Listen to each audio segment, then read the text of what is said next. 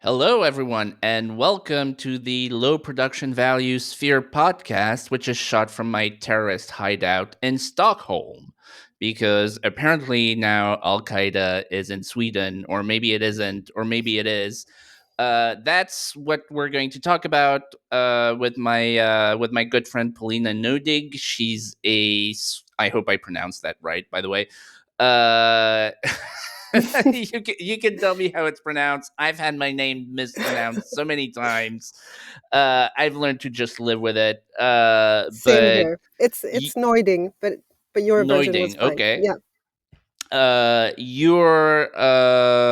You're a journalist in Sweden, and you have for many years written extensively in Swedish and English about all the issues related to immigration and the nexus of issues around immigration, which is crime, Islamism, and so on and so forth, related to Sweden. And I wanted to talk to you because it's interestingly interesting, but um one thing coming from France is, when you talk about immigration in France, it's related to colonialism, right? It's our former exactly. colonies, and they're sending their people because they have the language, they share, some of the culture, you could say. There's certainly a shared history. And so it sort of feels, you know, there's a link between France and Senegal and France and Algeria. That's just a fact. You can argue whether that justifies immigration or not, or the levels of immigration, but it exists. You know, but in Sweden never colonized anybody. I mean, I'm sure somebody will pop up in the comment and send that in 1674, Exactly that. whatever, Yes. but it didn't have a huge colonial empire the way France and Britain did. So it's sort of weird when you see this, because you think of Sweden as this totally peaceful, IKEA, ABBA Hmm. country where, nothing happens, but also everybody's happy. And all of a sudden you read about, Somalians burning down buildings. I shouldn't laugh. But you read about it, and it's very strange. So I guess my first question is, what's the history of immigration in Sweden? When did it Exactly. start? How did it start? What's the deal with Somalians? Why do you guys apparently love Somalians so much? So how did it get started, and where did we get to this point? And then we'll talk about what's happening now. Well, in as you said, in Britain and France, there's always been this narrative of the empire strikes back, right? Um, we don't have that history. Mostly, if you look at immigrant neighborhoods in Sweden, the most crime-ridden neighborhoods, they are the result of Swedish Yeah. asylum policies, which were extremely liberal for many years. And Sweden had this idea of itself as a humanitarian superpower. Right. Literally, that was the word that was being used. Sweden was going to be a humanitarian superpower. And it started, like in Germany and elsewhere, with labor immigration in the 1950s Right. and 60s. And then gradually, the unions started to protest these liberal uh, labor immigration laws. And gradually, immigration in Sweden began to shift towards asylum immigration. And I am a result of that policy. My parents came to Sweden in the late 1960s as refugees from Poland. And then things gradually began to shift to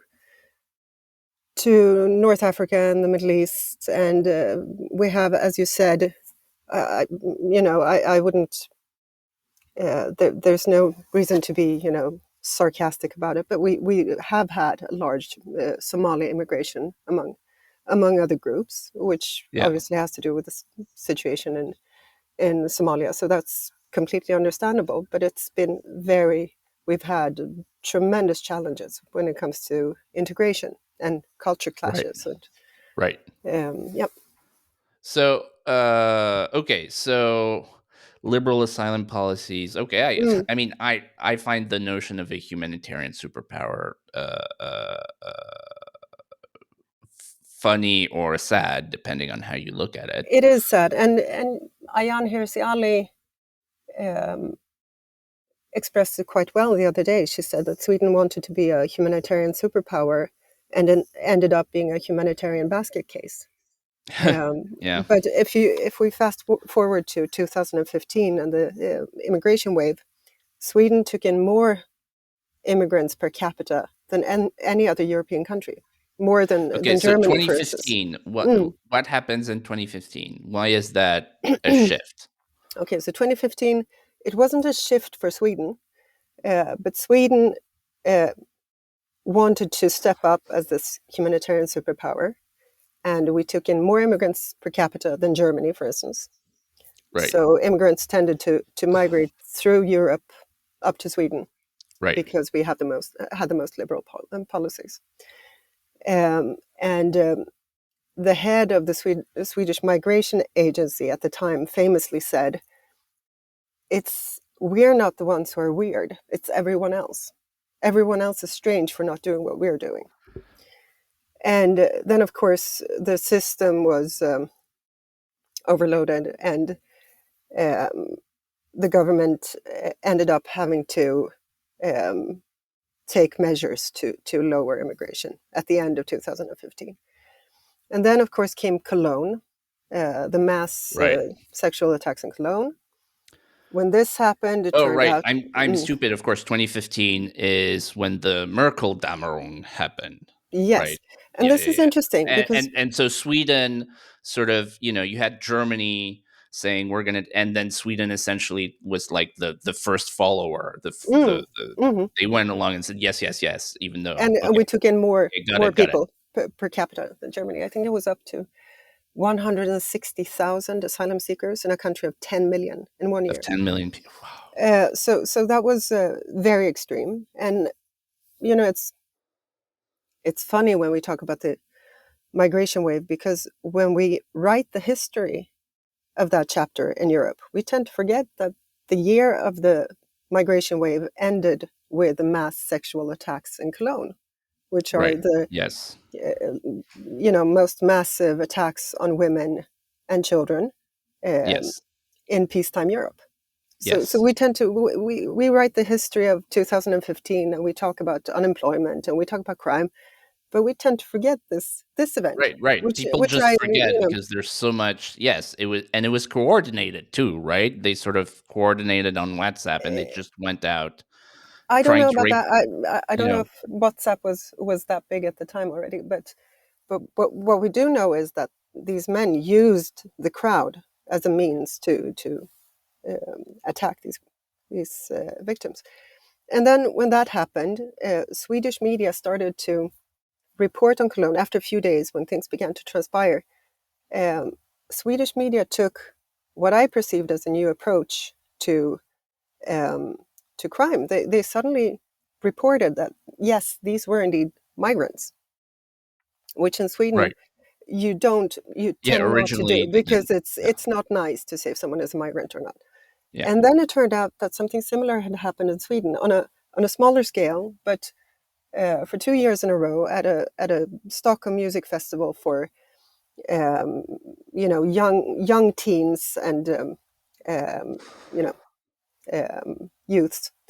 Yeah. There had been a similar kind of attacks against some very young girls, where these young men cooperated in groups to Right. attack. Mhm. Right.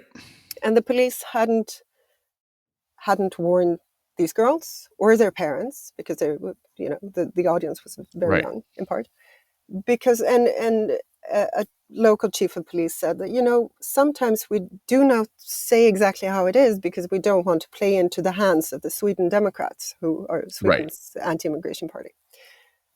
So which he said openly, we didn't say because it was important not to.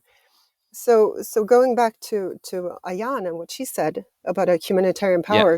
superpower turning into a humanitarian basket case. Uh, Imagine having just morally choosing not to warn very young girls Yeah. about the risk they were taking going to this Yeah. music festival, because you want to you think of the feelings of the perpetrators, or the idea of immigration, which had become the symbol of being good, of being pure, Right. of being Right. Virtuous. virtuous. Exactly. Yeah. I mean, I, I could ask you a bunch of questions about the sort of reality of, no-go zones, crimes, Hmm. et cetera. And we're going to do some of that. But actually, the more you hear, the more I'm fascinated by the cultural questions. Because one of the things you mentioned is the guy saying, "Oh, we're not weird. Everybody else is weird." Exactly. And, you know, I think Sweden is interesting because I was putting this in relation to COVID. During COVID, Sweden was the only country in the world, really, before, red states in America to say, okay, we're going to do a different approach. And Yes. like literally the entire world came down on them, and they were like, yeah, but we're just going to do this because we have we believe it's the right thing, and so we're just going to pursue our own approach. And I thought that was amazing because this idea of cultural self-confidence of saying, well, we're going to do our way because it's our way and we like it, and if other people want to do things differently, that's fine, but we're just going to do our thing. Usually in America, in Western Europe, immigration is linked to anti-patriotism, right? The more patriotic you are, the more anti-immigration you are, and the more you hate your country, the more pro-immigration you are. So I guess my question, if Sweden has the kind of cultural self-confidence to be able to say to the entire world, no, we're gonna open bars because our scientists and our doctors say that's okay, and we're just gonna believe them, and if the rest of the world disagrees, that's fine. If you have that kind of cultural self-confidence in your country, in your institutions, and so on, why do you do this? That's a very, very good point. There wasn't even when COVID happened and Sweden was the odd man out. There was even this idea of, again, of Sweden being a light among nations. We're special. We have something very special to teach the world. And it was even called public health nationalism, that swept the country. We're different. We're special. So Sweden, I mean, the Swedish left has been extremely influential culturally. So we're beating ourselves up as much as everyone else. But then we have this idea of ourselves as very, very special. Right. And it was expressed through this public health nationalism, just as it has been expressed through this idea of the humanitarian superpower. Yeah. So we're beating ourselves up, we're horrible, we're bad, uh, but we're also very, very special. So Yeah. there's this duality in the It Swedish it yeah, self-image, which is very, very it's a interesting. As a fascinating, yeah. yeah, It's fascinating paradox. and Swedes Uh have this idea that the world wakes up thinking about ABBA and Volvo and IKEA and thinking that we're very, very special. yeah. Half of the Which stuff you see behind me is from IKEA, by the way. that's Uh great. It makes me so happy. No, but I'm seriously, sorry about the mm, hey, I'm French. Like, I get stuff about wine and cheese all day from Americans. So, mm. what's fair is fair. And IKEA reflects. I just have to Mm, perpetuate the cycle of abuse. yeah, yeah, but IKEA is interesting because it reflects this Swedish, the Swedish aesthetics, which is very, very much about equality, about scaling down, about not Yeah. bragging. It's all very Yeah. clean. It's all very simple, Yeah. and that's very Swedish. Yeah.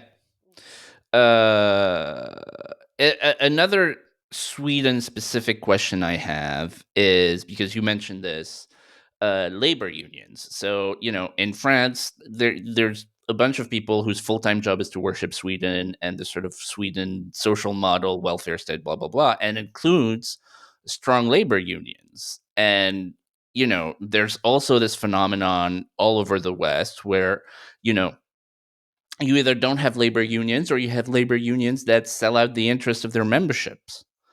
You normally labor unions should be against workers. People like to share in France images from the 80s of like the communist union with like French flags and saying French jobs for French workers, because Hmm. they still respected their working class base. And so they said, we don't want immigration because we want higher wages for workers. And then they became, you could argue, fully communist, which is Mm. they're screwing their. And now the head of that communist union is this, HR woman, who's not at all like the kind of, car factory worker Sure. of the 80s. So can you talk a bit about that? Compared to France, especially, the Swedish labor market has been extremely peaceful, which Right. has to do with the fact that the Social Democrats dominated Swedish politics and Swedish Right. society for decades after Right. the war. And so the model is cooperative. The labor unions and the employers' unions, they negotiate, they cooperate. Right. There are few strikes compared. I mean, whenever you go to France, everyone's on strike, and it's very very different here. But again, the labor unions were swept away with this postmodern wave, where um, mass immigration was the number one virtue. Right. And so both the labor unions and the employers organizations came together in this pro-immigrant Right. stance. So it's it was a mass psychosis. You Right. couldn't be against mass Right. immigration, and Right. Right. as someone who was against mass immigration in those years, it was a very very strange uh, um, group psychology thing where everybody Right. pulled in one direction, and they were Right. very eager to find people to burn at the stakes Yeah. for being against this number one virtue. I And mean, I do. we live Yeah. with the results every day, Yeah. because obviously you mentioned no-go zones. So if we go back historically again to 2017, we had, I don't know if you remember, Donald Trump. Uh, I've heard of this guy.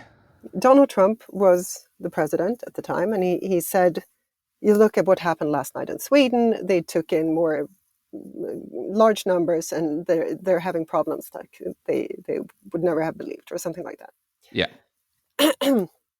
This was in 2017. The problems were very, very obvious, Right. but the Swedish public discourse hadn't shifted entirely at the time. So what the Swedish government did was it launched a PR campaign to defend the image of Sweden. Right. And the image of Sweden, again, captured the imagination of Swedish. It became a legitimate form of nationalism in Sweden, just like public health nationalism during COVID. So the image of Sweden became extremely important. And we all had to um, come together and defend the image of Sweden. And the government launched this PR campaign where it said, do you think that Sweden has no-go zones? No, we have go-go zones, where the police are especially eager to go. Literally, go-go zones. Um, and obviously that wasn't true. I mean, you can discuss the definition of a no-go zone. Some people want it to mean that it's a place where the military couldn't go. Okay, so so in that sense, Sweden doesn't have no-go zones. But there are definitely places, and there were at the time already, where ambulance drivers and firefighters can't Right. go without special protection because they Right. would be attacked by Right. people living there. Right. Um, and we have about 60 such areas. Right. And now they're politely called vulnerable areas, Right. uh, because that's a word we can use, and it's, so they're vulnerable. And I mean, there are so many parallels to France. We also have this sort of newspeak. There was at first there was Zeus, Mm-hmm. ZUS, so Zone Urbaine Spéciale, Special Urban Area. Mm-hmm. And now it's ZEP, so Zone d'Éducation Prioritaire, which means Mm-hmm. Priority Yeah, yeah. Education Zone, because you see, the reason they're going bad is because there isn't enough money in the schools, obviously. Let's return to that Yeah. because that's interesting. Mm-hmm. Yeah. I mean, let's just go into it for a second, because the other thing you mentioned, which might be, surprising to our American audience, especially with regard to no-go zones, is the fact that ambulances and firefighters get attacked. They do. And Mm-hmm. that, I think, is the most, well, obviously it's horrible. It's horrifying when ambulance workers and firefighters get attacked, but it also sort of demonstrates that everything that the quote unquote far right says is correct, which is that you have populations that are hostile to the countries that have taken them in, because you can say, oh, police, the police are mean, or they're criminals, or they're poor, or Mm. whatever. But if you're attacking a fire truck, the only reason you do that is because you hate the country, right? You say that because you're far right. Yeah. No, but jokes aside, Yes, but the response. But this is I'm interesting. officially far right, so it's okay. It's No, fine. no, no. I'm kidding. I know you're not. Um, this news of this started appearing 20 years ago, and there was a lot of head scratching in Sweden because why would you attack firefighters and police officers? And I mean, police, that's might be a different issue, but firefighters and Right. paramedics. And the response, this knee jerk response of Swedish society is always, oh, it must have to do with welfare provisions. We're not doing enough for these people. Yes, exactly. We have to We're give not them giving them more. enough money. Exactly. And um, again, your American audience, especially, but also your French audience, might be surprised to know how extremely generous the Swedish welfare state is. Yeah. Um, just schools are free. There are no private schools in Sweden where you can buy yourself out of the system. There are private schools, but they're part of the voucher system. So Right. everybody's equal in the school system. Right. Um, schools in vulnerable areas in Stockholm, so immigrant schools or schools with a lot of immigrant children, they get twice the voucher fee for every child. So they're not deprived in that sense. They get more funds, Yeah. much more. They get more funding. Like they Yeah, claim they're the victims of structural racism. They yeah, don't but they don't just get equally, they get more. they get more. So schools are free. School lunches are free. I read this headline from London a few years ago that Sadiq Khan was so proud that he had introduced free school lunches in London, which to Right. me as a Swede is completely shocking because everybody gets free school lunches. They even some schools even serve breakfast for free. Uh, so school Yeah, lunches are but it's a free. Swedish breakfast, so is it? Yeah, Kia seeds. Anyway, um, higher education is free, Yeah. and the system is extremely egalitarian. So it doesn't matter if you've taken 10 years to complete your high school diploma. You still have the extremely egalitarian system, admission system.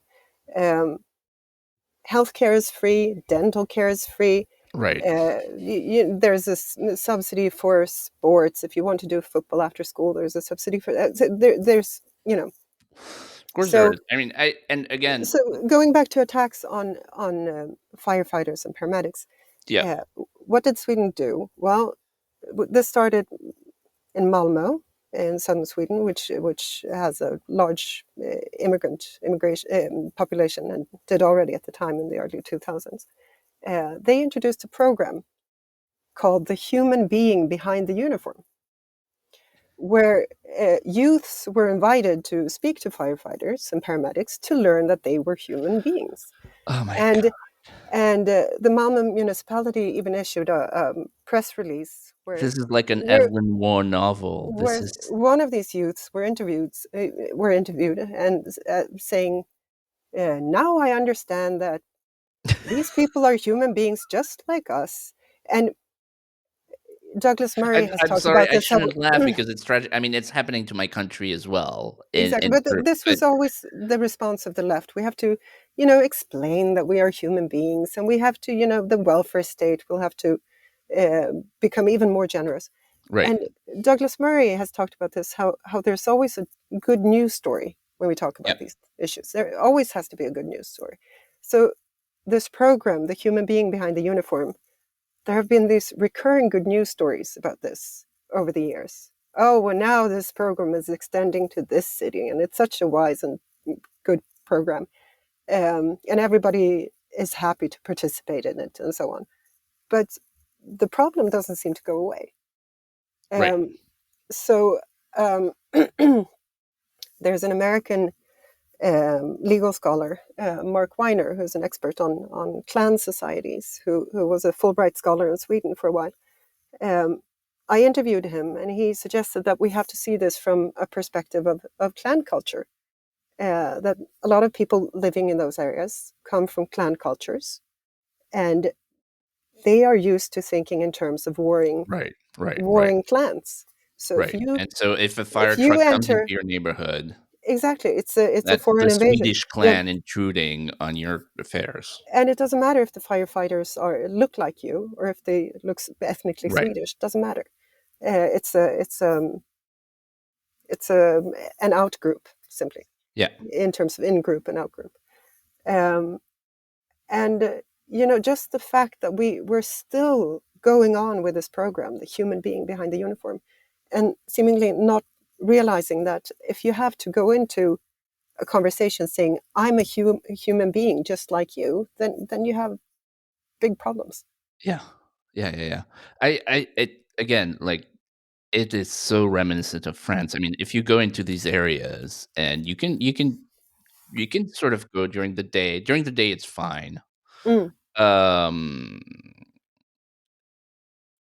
they're so beautiful because every library is new, every school is new, mhm. every amenity is brand new. Why? Because they destroy them every year, and then we rebuild them, even nicer. Um, But there is a big difference between Sweden and France. I mean, if whenever foreigners come into these areas, they say, "Where is the ghetto?" Well, it's here. It doesn't look like a ghetto. right, And France. If you go to a suburb in Marseille, you will find things that you don't see in Sweden. right, right. Um, I mean, Yeah, I mean, there are instances with slum buildings, or but those are rare exceptions. yeah, yeah, so, well, this isn't so the point about urbanism, because this is also one of the left standard excuses here. It's like, oh, you put them all in ghettos. Well, first of all, they weren't forced in ghettos. They expelled the white population, and I know this for a fact because it included some family members of mine. So they became ghettos because they drove out the white population. I'm sorry, the native population. So that's number one. And number two, the a lot of this stuff was built in the 60s and 70s, which was the worst era for architecture in the history of humanity. So all of the buildings look Sure, ugly. but Uh that wasn't something that was done against these people. It was yes. just the ideas of the time, Yeah. and they were supposed to be And modern and functional. right. And And it was post-war rebuilding, so people, there was this, you needed to build a lot of housing very fast, and so we built these huge concrete blocks. And at first, it was for quote unquote white workers mm, to come into the city, and then they were replaced. Then the immigrants arrived, and then the immigrants sort of drove them out through crime and so on. Um, and again, nobody can tell me that that's not what happened because I know for a fact. Um, but no, a couple points about urbanism. So one of the things that was incredibly revealing for French people was not Sweden but Belgium, Molenbeek, Sure. because the terrorists of not Charlie Hebdo, I don't think, but the Bataclan, Bataclan. Mm. yeah, had been through Molenbeek. And like, if you look at the buildings, it's a historic quarter in Brussels, so it's absolutely beautiful. It's absolutely charming. And it's like, oh, I guess it's not the buildings that make these people behave in this way. And also, so you still have, concrete blocks and stuff, but like, starting in the 2000s, the French government spent obscene amounts of money on sort of quote unquote urban renewal. Sure. Um, and again, like, we basically gave these people free houses, which then burnt down. But I Um, think it's incredibly important to note at this point, when we say they and they did this and they did that the first victims of street gangs and criminal yes, clans are their the locals neighbors. themselves. Yeah, Yes. And we didn't listen to them because they were uh, native working class, right, so they could be disregarded as stupid and racist and uneducated, or they were immigrants themselves, right. and the virtuous left would not listen to them. And I brought an example actually of we have this new wave of Swedish children's culture, which deals with the bombings and the shootings and the gangs. So this is a book, came out last year. Uh, Okay. it's yeah, which is deals with, it's for children between the age of 3 and 9, which deals with the aftermath of a shooting. And so these children in a fifth grade in a school in an immigrant area, they've they they they've drawn these pictures about what it's like to wake up at night from a helicopter hovering over your house and someone's brother has been shot. Oh my god. Um, and And everybody in the thing has gray skin color. uh, well, the children have drawn it themselves. So this is them, and this here you can see a picture of um, this phenomenon where there are these memorials, spontaneous memorials that Right. Right. people leave flowers and drawings and things where someone has been shot at the place of the shooting, and how children gather together with their school teacher, and they want to stand close to her while looking at the flowers and the candles. Um, So again, going from a humanitarian superpower to a humanitarian basket case. We haven't Yeah. spoken about the bombings, but Sweden has had this bombing epidemic Yes. between So criminal I gangs. when I So was researching just a second, this, I we've had yeah. this for about 10 years, and bombings often target residential buildings with children living in them. So Right. we have all these um, children waking up in the middle of the night shouting, "Am I going to die?" We had one case a few years ago, again in Malmo, where two children woke up from a bombing, a brother and sister. They had to jump out from the window to save themselves, and it was the first or the second floor, but their parents had placed a mat outside to cushion their fall. Uh, so it's extremely traumatic. You Yeah. have children who are witness shootings, who live through these bombings, who hear bombings from a distance. It's a and now this is making its mark on Swedish children's culture, like the book I showed you. Yeah. So yeah, that's where we're at. Yeah. All right. Let's discuss more the situation on the ground, because we sort of covered the culture. I may go more into it, but j- you know we've just been taking for granted in this discussion because you and I, we've been in this stuff.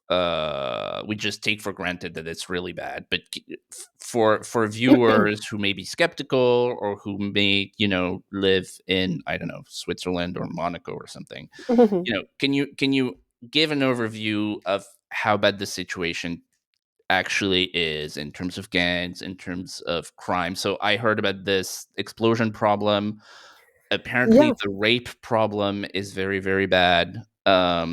Presumably there's unemployment problems. hmm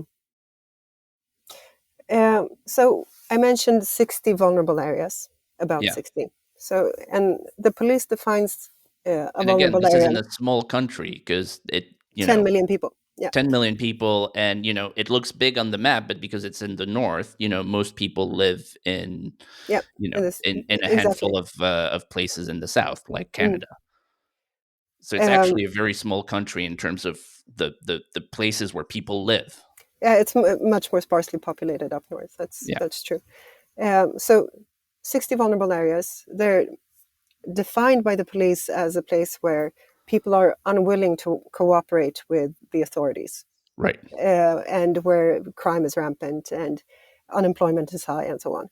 Uh, but there was a political scientist who made a list of areas which have over 30% non-nationals, Right. and he had to remove some student areas, student towns, and so on. But after that, it overlapped perfectly with the police's list of Yeah. vulnerable areas. So we call them vulnerable areas, but they are immigrant areas. So that's Right. important to know.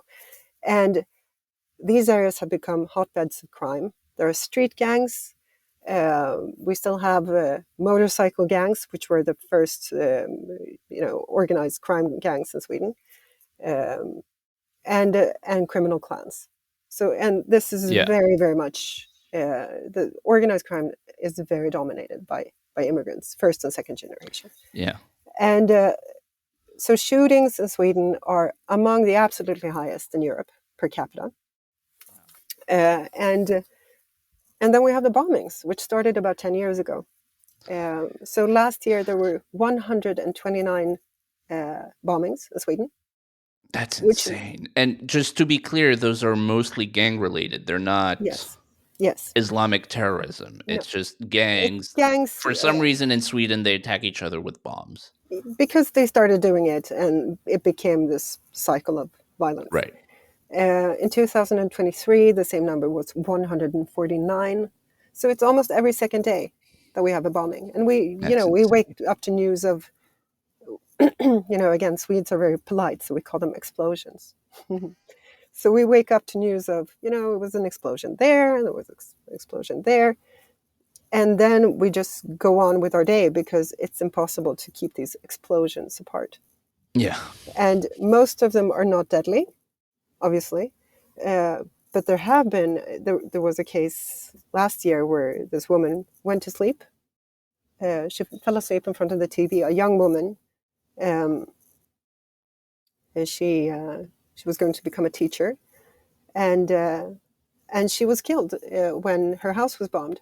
And the house was bombed because a neighbor who had moved out a year ago, was a relative of a gangster. Right. So the number of people targeted by these gangs has Right. grown, Right. which is also new. Uh, about 2 years ago, the gangs started targeting each other's mothers, siblings, uncles, and so on. And here's another thing: Sweden is, as you know, extremely naive. So you have this naive, liberal, very open, very caring society, which clashes with this brutality of the Right. gangs. Right. Um, and one thing is that the um, Swedish addresses are openly available. So you can Right. look up Yes. any Swede online Right. and you get their address Right. and, their apartment number and, the picture of their front door. Yeah. So it's extremely easy to find people. Yeah. Yeah. Yeah. I mean, And, that's yeah. and that's, because we used to be a very peaceful country. that and the fact that we've digitalized our records, Yeah. yeah. So people feel extremely vulnerable.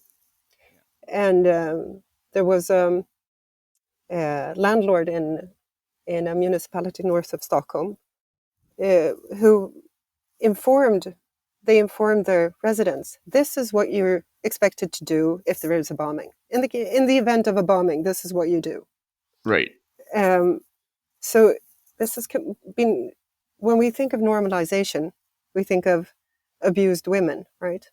Yeah. You normalize Right. being battered, Right. being You abused. justify it. You sort of. It just becomes a part of daily life, and that's Right. what's happened in Sweden with the Right. bombings. We've lived with them for 10 years. It's a It's part of just a Swedish fact of life, life now. Yeah. and it's a part of growing up in Sweden. Yeah. Um, yeah. Yeah. So, can you talk about the rape issue? Because certainly, from looking outside, it seems to be just out of control and truly an immigrant driven phenomenon. So rapes are difficult because it's very difficult to compare between countries. Right. And the statistics of reported rapes in Sweden have gone up like this. Um, and the standard explanation by Swedish criminologists and experts has been that this is a sign that we are becoming more equal. Uh, women are freer, they go out clubbing, they are more prone to report rapes because we're so feminist as a I mean, society. correct me if I'm wrong, but like in 1995, you know, it wasn't the Middle Ages. Like Swedish women were already feminist, and you already had nightclubs, Sure. I but mean, they weren't getting I raped in the do believe streets. a lot of things have improved with the Me Too movement. So you could see also Me Too actually left a mark on the statistics. So that could be. I mean, it's a reasonable hypothesis that part of this increase has to do with cultural issues. Sure. Uh, but then we have a huge overrepresentation of immigrants when it comes to rapes. Yes. So part of it, at least, should have to do with the fact that we've increased this demographic that is so very overrepresented. But the thing is that Swedish leading criminologists, um, they uh, point to the fact that very few rapes are reported and very few people are sentenced. So Sweden's leading criminologist, or the one who is most quoted in the media, he says that it's about 5%. So we don't know. We can't draw any conclusions. We don't know anything. Um, but I mean, if you look at the ones we actually do know something about, there was a study released just now about every single perpetrator of rape or attempted rape between 2000 and 2020, so for 2 decades, 4,000 individuals, 63% are either first or second generation immigrant. Right. So these are the ones who have been sentenced. Right. And that should indicate something. Um, and But the Swedish media have, well, some media have done the media have done some research into this because Right. the criminologist establishment wasn't that interested. They've shown that group rapes are very much an immigrant phenomenon, for instance, Right. as you know, in France. Um, but on the other hand, when you read about individual cases, Swedish media tend not to say if someone is a foreign national or an immigrant. So I Yes. read about this one case where a woman was, again, in Malmo. She was approached by a group of 5 guys, and she was taken into a park and gang raped, and completely ruined her life. And when you look at this, the Swedish media said they call them man number 1, 2, 3, 4, and 5. They didn't say more. And then I looked at looked at the court records, and it said that, okay, so these were um, all immigrants, and they even referred to their immigrant status to explain. One was asked, "Why did you run away from the police?" Well, I thought in my home country, it's illegal to have Right. sex if you're not married, and I thought it was the same here, so I ran away. Um, Right. and another one said, I thought it was normal in Sweden for 5 men to have sex with one girl. Right. And but the Swedish media would not even tell the public that these were immigrants. Right. So people don't know, Right. um, Yeah. or Yeah. they're I mean, kept in the there's dark. They know they're being kept in the dark, right. and they know that the criminology professor in this case, his name is Jerzy Sarnecki, that he's not being. I mean, his hypothesis is that if immigrants didn't commit all these crimes, then Swedes would, because Swedes would be, belong to would be the lower class citizens. So Swedes are bumped up one step. Right. That's his hypothesis, and it's uh, it's a very strange hypothesis if you ask me. But that's been the dominant explanation in Swedish public life. Wait. So, I mean, there's very straightforward explanations, but they're I don't know if we can discuss them in a podcast, but um let's talk another question, and I don't know about this, so I'm just asking, but um can you talk about issues with Islam specifically, and what what what we talk in France, our term is revendication, which is actually a term from labor disputes, which means, a demand, essentially. So demands around the Islamic veil, what kind of food is served in kitchen, having gender segregated showers at the swimming pool, blah blah, and not like the list is very long, but they what they all work out to is the sort of creation of Islamic enclaves where de facto Islamic law is the reigning law and not. So, for example, we were talking about no-go zones in France. Like, one of the criterion for a place being a no-go zone is that women cannot walk on the street if they don't wear a hijab, right? Because they get attacked, and so it just becomes the law. What's the situation there in Sweden? Is there a kind of resistance that's sort of like, because again, like, you would think that Swedish values are the most opposite to Islamist values, right? And so you could think they would say, well, no, we're an open and feminist country, so we're not going to let women, walk around in garbage bags or whatever. Or you could think they would be, oh, we're this multicultural humanitarian, blah blah, so, do what you want, uh, uh, sexually mutilate your daughters, go ahead, or whatever. Mm. Can you talk about that? So Sweden had this idea. I've been in this. I've been part of this debate on mass immigration for 20 years. Yeah. And whenever you spoke to a migration liberal and you asked them in private, but what do you think about culture clashes? What do you think Right. of cultures clashes of value? You're a feminist. Right. What do you think about this? And the response would always be, we're going to have this massive immigration, but when it comes to matters of values, we have to stand extremely firm. Right. That was a will be extremely firm. And it's very hard to be firm on these issues. And, take the issue of anti-Semitism, for instance. Right. Yes. There was again, from humanitarian superpower to humanitarian Basket-Cas, mass immigration was supposed to be the utmost symbol of anti-racism. Right. Well, how do you explain the rampant racism that we now see in our streets? Right. And this is also not new. In 2015, a very good Swedish program on Swedish television, they sent in two reporters into the most famous immigrant area in Malmo, Rosengård. And one of them was wearing a kippah, the other was wearing a Star of David. And when they went into Rosengård, they walked around Malmö at first, and people were, you know, directing abuse at them.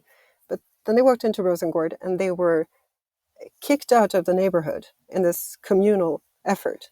And it Right. turned out afterwards that there had been text messages sent around the neighborhood Right. saying that Jews had been spotted Right. and urging people to throw eggs from the windows, which they did. Yeah. And so from at least 2015, we know that certain areas are no-go for this Swedish minority, which Yes. has existed in Sweden since the 18th century. Um, so again, do we stand very firm when it comes to our values? I don't think so. We've known this for ages. So what was the response to this? You could say, okay, this is not going very well. We're going to try to regulate our immigration differently. But that wasn't an okay response. The right response was to become very sort of, we're going to have these massive rallies against anti-Semitism, and we're all going to wear kippahs, and it's going to be beautiful.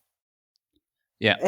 And it's almost a matter of oxytocin, people Yeah. coming together, wearing kippahs, Right. uh, feeling this hormonal sort of happiness together. And of course, it didn't change anything, as we know, Yeah. because after the attacks on October 7th in Israel, the sky in Malmö was lit up by firework, and Right. people were celebrating. Right. Uh, Right. so we know that the kippah walks achieved absolutely nothing. But Shocking. yeah, but it was an opportunity. So I'm not going to be entirely sarcastic about this, because I know a lot of people wanted to take it. That's a very cute dog. Yes, Yeah. that's my What breed is co-host. it? Yeah. Her name is Vesta. Hey, Vesta. Yeah. Yeah. Um, Yeah, you have very strong views about immigration, don't you? Yeah. so, Yeah. so a lot of Malmö residents came out just to show that they were shocked and appalled by anti-Semitism, which is Yeah. I think is fantastic. Yeah. But it was also an opportunity for politicians to protest against the results of their own policies. Right. So you had these the minister of migration and integration, and every single government minister was there wearing a kippah. So that was a way to for them to absolve themselves of the effects of what they themselves had problems caused by their policies. Um, but it was also a way to say that we shall overcome. Right. Everything's going to be fine. Right. So it just um, so the Kippa walks were in itself a very problematic thing in Sweden. Right. Do you have them in France? Because I We know they didn't spread have to Germany. the keeper walks, but we have a pointless virtual signaling, blah blah blah. All right, let's. So just as an example of what it means to stand very firm, it's very difficult Yeah. to stand firm, and it's difficult to educate people into not Right. holding the beliefs that they Right. hold. And the left knows this, because Right. the left has been trying for years to stop people from voting for Right. the far right. They've Right. tried for years to the entire Swedish political Right. cultural establishment tried to Right. keep people from voting for the Sweden Right. Democrats, Right. which are now Sweden's second or third biggest Right. party. Right. So I want to talk about politics, and this is a good segue because I want to know what's going on in Swedish politics.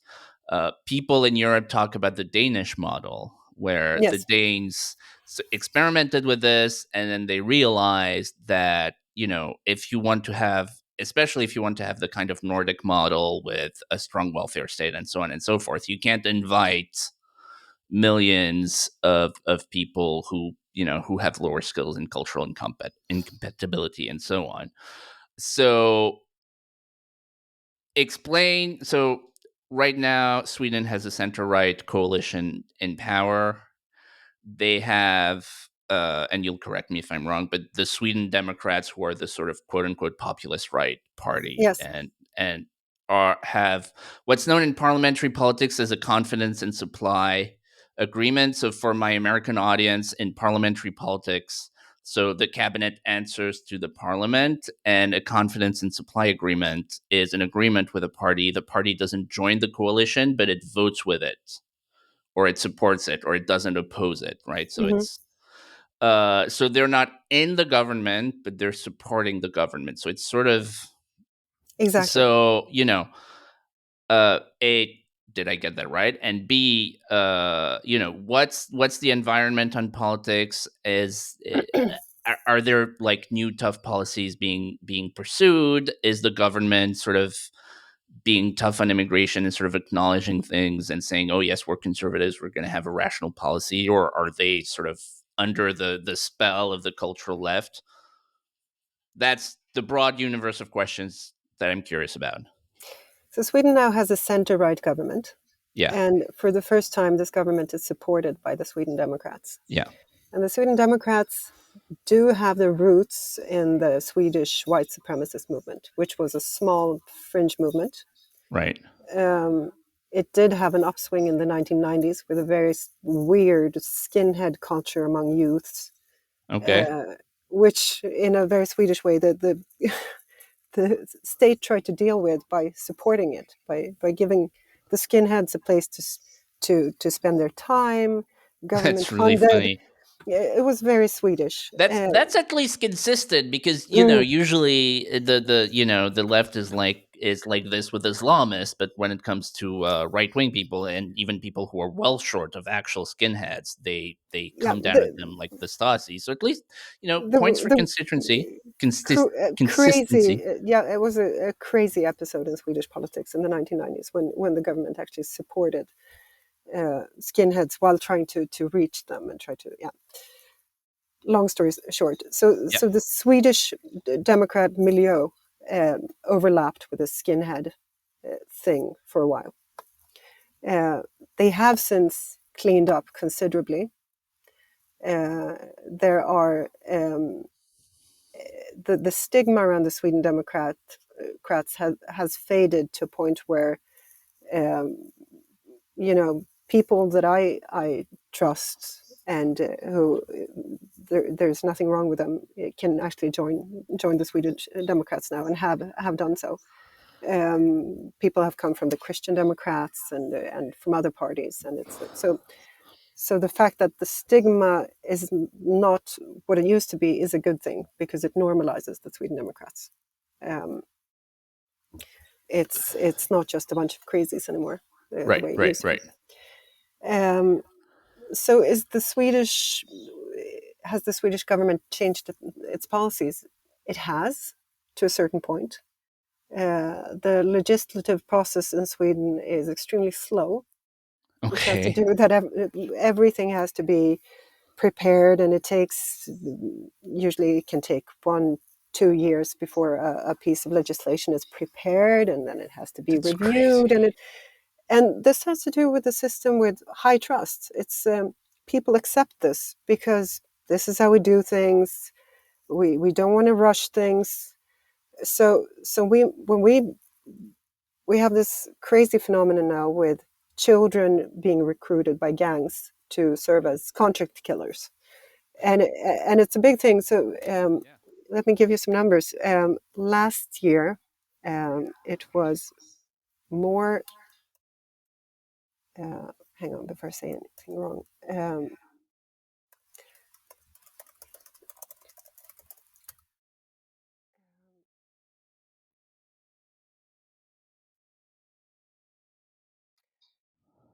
In 2023, 327 children were suspected for either murder or attempted murder.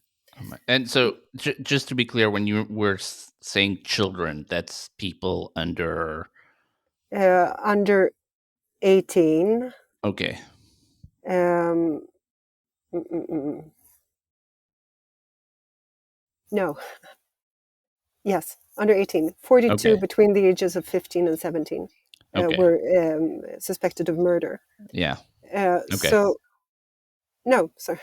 327 children between 15 and 17. So Okay. yes, Yeah. young youths. Um, and so they're sent to these addresses with thermos flask bombs um, or automatic rifles, and they're children, so they go to the Yeah. wrong address. They don't know how to shoot. They shoot bystanders. It's a huge problem. And Yeah. No so kidding. Sweden needs to normalize its laws. It needs to, because in Sweden, if you're under 15, you can't be um, you can't be subjected to a legal process Right. Of course. because we're liberal and we're Right. a humanitarian superpower and so on. Right. And this was possible to uphold before we had this epidemic of child killers. Right. So this needs to change very fast, but it's going to take years before anything is in place. Right. Right. And we Right. need prisons for children again, because right now, up until very recently, someone who was under 18 would get 4 years in a youth detention center, even for murder. Yeah. Yeah. Uh, and this was called getting a 4 among Right. Right. young gangsters. I got a Right. 4 It's for like a killing rite of someone. passage. Exactly. And getting a 4 means you go to this, it's like a hostel for kids. They get breakfast served and they get to play video Of games, course. and you can't lock them into their rooms because of the UN Convention of the Rights of the Child. And you have to give them their iPad because blah, blah, blah. So again, it's this clash between liberal, Right. kind, feminine, soft Sweden Right. with these brutal, crazy street gangs. Right. Where are the So Vikings? mm, So so they're on okay, so paternity leave. yeah. We're Oh very my proud god, of that, by the way, so paternity depressing. leave. Um, and I mean, Oh, you're laughing, but we had this, just to give you an example. Sweden had there was a photo exhibit yeah. which the Swedish foreign ministry paid for, which has traveled the world from Mexico to Mozambique, showing fathers on paternity leave, because this is the image of Sweden that we want to project to the world. Right, right, right, We're right, a light among nations, right? right, So we had these Madonna images of men right, cradling their babies, um, and this coexists with these. right, right. That's not who you want to fight the Somali gangs that recruit children to throw bombs. But going back to the issue of politics, so again, you have this sort of center-right coalition government that is not governing with the Sweden Democrats, but has a kind of agreement with them. So it's sort of, you know, Mm, it's sort of in between, right? So my question is, are they, they're doing certain are they things. Mm. strong on this issue, or are they like, yes, we recognize that this is a very important issue and we need to really change things, or are they sort of like, oh yeah, well there are some problems and but we still have to be nice and do you see what I mean?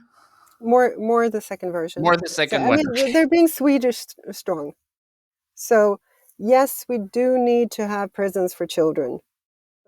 Let's not get ahead of ourselves. That's we have to let the process take its time, and so things are going very slowly, and it's far from enough to crush these gangs. And just take schools, for instance. The Swedish system is extremely liberal again. Yeah. Teachers have hardly any tools to use Right. when they're confronted even with Right. killers who come Right. back after doing a Right. 4, right? Right. So the killers have to be invited back to school. School uniforms are illegal because it interferes with your right as an individual. Um, there was this one school in Stockholm which tried to enforce a rule where skirts couldn't be so short that you can't actually sit in them, and they were criticized by the school governing Yeah. agency, Yeah. because they don't have a right to say that.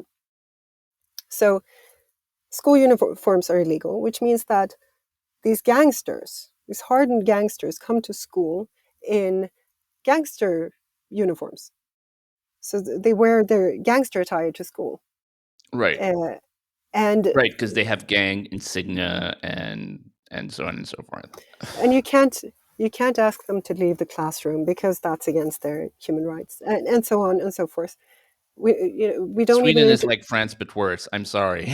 I'm much sorry. worse, It's like much worse, and I'm there's no way sorry. out of this, out of the system. Everybody has to be in the same system. Right. Okay. Uh, So what are the so Sweden things Democrats? is sorry, Yeah. go on. No. I mean I. So what are the Sweden Democrats doing? Are they saying, "Look, you've got to here's like the 5 things you have to do, or we're bringing down the government"? Because they can bring down the government. Yes. They can bring down the government. Uh, they're not doing that now, uh, but I mean, it's likely that they will use that threat if they're Right. not invited to be part of the government Right. in the um, after the next election, which is in Right. next year. Mm. Right. Um, but yes, I mean, the Sweden Democrats are saying all the necessary things, but because the Sweden Democrats say them, they're unclean. You Right. have to distance yourself from them. So there's this little dance we're still doing, where Right. where anything that the Sweden Democrats Okay. said at an early stage or they're saying now is something that you have to be very suspicious of Right. because Right. of their past. A related question is about hate speech laws. Do you have them? How restrictive? Because France famously, we're not allowed to have ethnic statistics, and there are some speech laws that aren't at they aren't quite as bad as they're made out to be, but they exist. What's the situation there? Can you at least talk about it? We do have a hate speech laws, but the main problem in Swedish society hasn't been um, our hate speech laws, but the fact that it's been culturally Right. very, very difficult. Right. And Sweden is a very collectivist society. Right. You It's can't difficult rock the to boat. stand out. It's a very specific cultural trait where it's difficult to be the one who stands out and says Right. this isn't working for the following reasons. Right. Um, and for many years, it was you're saying something that the Sweden Democrats say, and if you say something that the Sweden Democrats say, then you're one of them, and Right. you're can't be part of the public Right. conversation. Okay. So that's I mean, unlike Britain, where we see this crazy development after the riots, with people um, being charged for posting Right. things Right. on. Right. Right. Right. Yeah, Yeah. we Britain don't may be have the worst country in the West. we Certainly, don't have that worst situation in alleged Sweden. democracy. Mm. But Uh, Sweden has more problems. We haven't even touched on the fact that we had a school shooting last week. So right Last now, week. yeah. My So God. right now, Sweden is in mourning after this school shooting, and this was an ethnic Swede.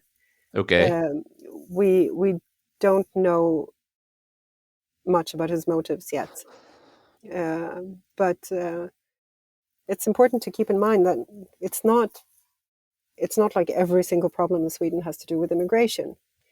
It's not that wasn't any anti-Semitism before we had immigration from North Africa and the Middle East. Right.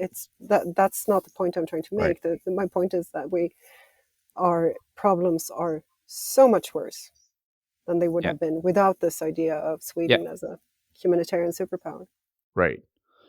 Um.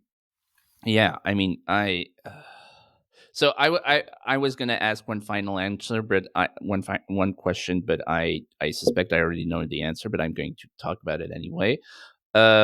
Is the idea of remigration discussed at all in Sweden, or is it just about stopping the current flow, which is already apparently problematic? It is being discussed. Um, this is again an initiative from the Sweden Democrats, but the government has actually um, is working with a new proposal to increase um, the money that you get if you leave the country. Right. There are a few problems with that. The first one being this would be a huge source of revenue for the gangs. The first thing the gangs would do would be knock on the doors of their neighbors and saying, "You're going back to to your home country. You're going back to Somalia. Guess what?" Uh, That I mean, I you know. no, but I mean, and that would be a terrible situation because it would, Yeah, increase. the people who would remain would be the bad ones, and They and would the be, people who would leave would be the good ones. and it would be, the oppression that these people are Right, living under right, from the gangs is right. hard to imagine. Um, but then again, Sweden has an image problem in the Muslim world at the moment. Sweden is being perceived as anti-Muslim. Oh There are no. huge disinformation campaigns against Sweden, and I think that will turn out to be um, have much bigger effects than any repatriation policy that Sweden can come up with. I don't know because I mean the welfare thing is because France has a terrible reputation in the Muslim world. Like what Mm, European progressives don't understand because they don't believe in history. Like Muslims exactly. remember the Crusades.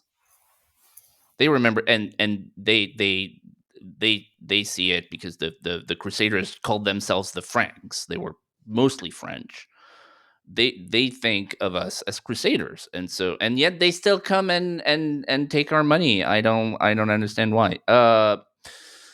Okay, any we're coming up to the end of our time. Is there anything else you'd like to say, or a note of hope that you Hmm. want to that you want to bring? You know, I wish I could be more hopeful on this. I think it's very important for other countries to look at Sweden as an example of what not to do, and of the limits of the welfare state, and the Yes, limits of what you can do as a well-meaning European liberal, right. because there might not be a more generous welfare state than Sweden, and it still Yes, didn't work in Sweden. yes, Um, and our better run. immigration, yes, and our immigration, as we said at the beginning of this talk, is not the result of colonialism, Right, but of um, giving people asylum when they needed right, asylum. right. And we've tried all kinds of things. We've tried the human being behind the uniform. We've tried this soft, very, very soft approach. Yes. And we give people everything. It's time And for daddy to come home. it's not working. And Yeah. if this hasn't worked in Sweden, where would it work? Yeah. I mean, it's heartbreaking because Sweden is obviously one of the most successful societies on earth. You Yes, know, yes. it's not for me. I probably wouldn't want to live there. Even if there was I mean, putting aside everything with the immigration, I think the sort of social conformity I would go insane within a year. But it's obviously very You successful as a nation, right? It's absolutely. obviously a place where the people who have that culture enjoy it. Everything is beautiful. It's run well. You know, you produce these amazing companies that and the entire world buys your products and all of that. And And you'd be amazed how well things work Yeah, and I'm without sure us, I'm sure in many places it works better than France. I'm mhm. sure of it. And just, if you, just one final example, if you look at the Swedish police force, is, it's extremely soft in so many Yeah, ways. But if you understand the cultural codes, it's yeah, very, very interesting. I found myself 15 years ago sitting next to a policeman on the subway. right. We were sitting next to an unruly guy. There was something wrong with him. He was drunk or high or something. And this Swedish policeman, he was wearing a suit. I saw from a pin he was wearing on his lapel that he was a police. Yeah, And he didn't say anything. He just looked at me from the corner of his eye, sort of smiling at me with his eyes. Uh, and then he shifted his weight and sort of looked in a very friendly way at this guy opposite. And just by shifting his weight and shifting his look, he created this sense of safety. You're Right. safe. I'm watching you. Right. So, and it was, I remember this because it was so incredibly Swedish. Right. You just have to shift your weight. You just have to have the Right. sparkle in your eye Right. towards the person sitting next to you. That's That's high all trust you need to. societies, right? You don't you It's a high trust so much society. is implicit. Communication is easy. There's no shouting. Everybody's being polite, but Yes. there is a certain order, and it Yes. is being No, it's imposed by beautiful. people who are. Yeah, it is beautiful. I'm Um, not a liberal, so I can appreciate other cultures mm, from afar. yeah, exactly, and that was a very Swedish experience, and obviously that way of working is very difficult to uphold now in the Yeah, situation yeah, we're in. yeah, and this is the other problem with high trust societies is they're very